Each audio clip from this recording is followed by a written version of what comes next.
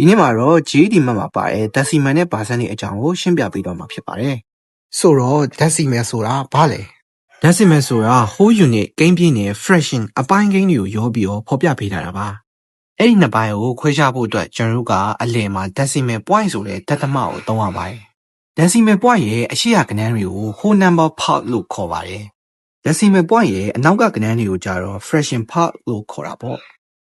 ဥပမာ 1.7 ဆိုရင် 1 က whole unit ဖြစ်ပြီး 0.7 ကတော့ fraction ဖြစ်ပါတယ်။ decimal ဆိုတာဘာလေးကိုသိပြီးဆိုရင်တော့ကျွန်တော်တို့ decimal place value အကြောင်းကိုကျွန်တော်တစ်ချက်ကြည့်ကြရအောင်။ဒီပုံထဲမှာဆိုရင်ဒသမရဲ့ဘယ်ဘက်ခြမ်းတွေကိုကိန်းပြည့်ဆိုပြီးတော့တည်ထားပါလိမ့်မယ်။အဲ့တော့ကျွန်တော်4ကကြတော့ ones နေရာမှာရှိရဲခုကဏ္ဍပေါ့3ကကြတော့ tens နေရာမှာရှိရဲဆယ်ကဏ္ဍလို့ပြောလို့ရပါတယ်2ကကြတော့ hundreds နေရာမှာရှိရဲရာကဏ္ဍပါ1ကကြတော့ thousand နေရာမှာရှိရဲထောင်ကဏ္ဍလို့ပြောလို့ရပါတယ်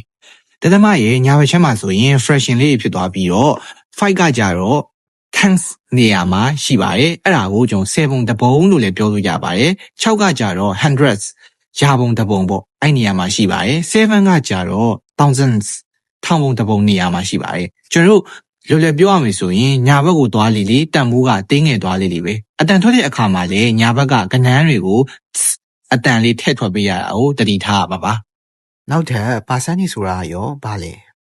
percentage ဆိုတာရိုးရိုးလေးပြောရရင်100ပုံတစ်ပုံရင်ဘယ်နှပုံရှိလဲဆိုတဲ့သဘောတရားပါလက်တင်ဘာသာစကားမှာ percentage ကနေဆင်းသက်လာပြီးအပုံ100လက်ရင်းလို့အဓိပ္ပာယ်ရပါတယ်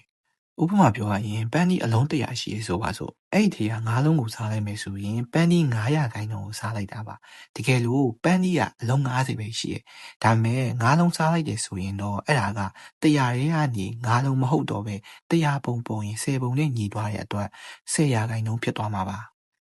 ဘာဖြစ်လို့10%ရသွားလဲဆိုရင်အောက်က percentage formula လေးကိုသုံးပြီးတော့တွက်လို့လဲရပါတယ်အဲ့တော့ percentage formula လေးကတော့ဒီပုံထဲမှာမြင်တဲ့အတိုင်း per by whole into 100ဖြစ်ပါတယ်အဲ့တော့ပုံစံနဲ့ပြန်နှိုင်းရှင်းကြည့်မယ်ဆိုရင်9ဆိုတာကကျွန်တော် part ဖြစ်ပြီးတော့90က whole ဖြစ်ပါတယ်အဲ့တော့ပြီးရင်ကျွန်တော်100နဲ့မြောက်လိုက်တဲ့အခါမှာ10%ဆိုတာကိုရပါတယ်အဲ့ဒါကတော့ကျွန်တော်တို့လိုချင်တဲ့နောက်ဆုံးအဖြေပဲဖြစ်ပါတယ်